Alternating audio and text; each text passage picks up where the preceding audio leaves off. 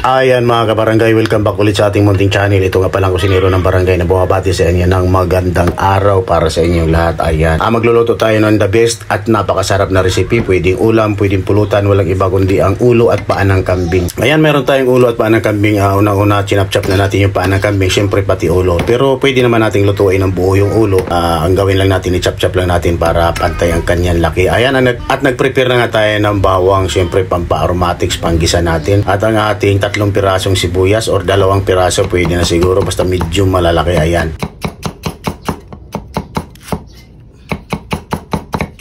At syempre yung luya, mas maraming luya, syempre mas masarap. Maraming klase ang diskarte at papaano nito niluluto. Yung iba niya direct naman na paglaga. Ang iba naman ay nilalaga muna, pinakuluan muna bago nila igisa. Diskarte ko naman rito dahil sariwa po ang ating ulo at paa ng kambing. So igisa natin syempre para mabawasan ang kanyang lansa, ang kanyang anggo. Ayan, kagaya niyan, una-una ginisa muna natin ang ating bawang. Ayan, shout out sa aking mga kaibigang mga Ilocano dyan, ang ating mga followers na mga Ilocano dyan. Ayan, paborito po nila tong recipe na ito at hindi lang po mga Ilocano kundi sa buong Pilipinas na rin. Ayan. Siyempre nilagay na rin natin ang luya. Ginisa natin na maigi. Mas maraming luya kasi siyempre para masarap, mabango. At siyempre yung ating sibuyas ginisa na rin.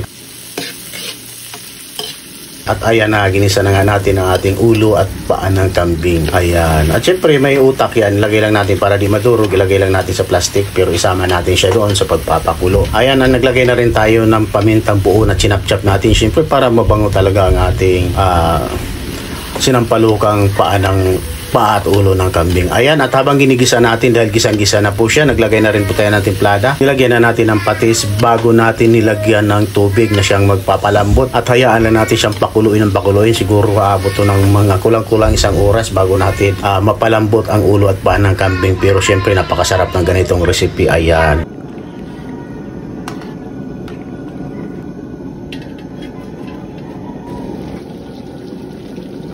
Tinignan na natin at medyo palambot na po ang ating ulo at paa ng kambing. Nilagay na po natin ang ating sampalok, syempre ang ating siling labuyo, nilagay na rin natin at ang ating siling panigang. Ayan na siyang magpapalasa sa ating sinampalokang paa at ulo ng kambing. At ayan, naglagay tayo ng spring onion mga idol. Ayan, para lalong sumarap ang ating sinampalokang ulo at paa ng manok. So ang diskarte ko rito dahil gusto kong maasim na maasim, nag-additional tayo rito ng tamarind. Ayan, yung ating powder, sinigang broth mga idol. Syempre para masarap at lalong maasim. Ayan. So ayan na nga, kita naman, napakasarap. So sa mga nagtatanong kung bakit hindi ko piniga ang sampalok, unang-una mga idol, mga kabarangay, ang sampalok po ay kusa pong na-absorb ang kanyang asim at tumalo sa sabaw. Ayan. Kaya hindi ko na po ito piniga. Ayan. At syempre maganda tingnan sa displayhan at kitang-kita yung sampalok na buo pa, pero sa totoo lang, absorb na po yung pinaka-asim niyan. Humalo na po yan sa sabaw. So ayan na nga, pagkalipas nga ng kulang-kulang 1 oras sa pagpapakulo, luto na po ang ating ng palukang ulo at paa ng kambing na talaga namang ulam, pulutan at napakasarap. Ayan mga idol, at yan lang po at maraming salamat muli sa inyong lahat. At sa mga gustong umorder ng ating bagnit bagoong, ayan, order na mga idol, mga kabarangay. At syempre yung ating Sokarapsa, ayan, kung gusto niyo umorder, ilagay po natin yung link ng Lazada at Shopee sa comment section.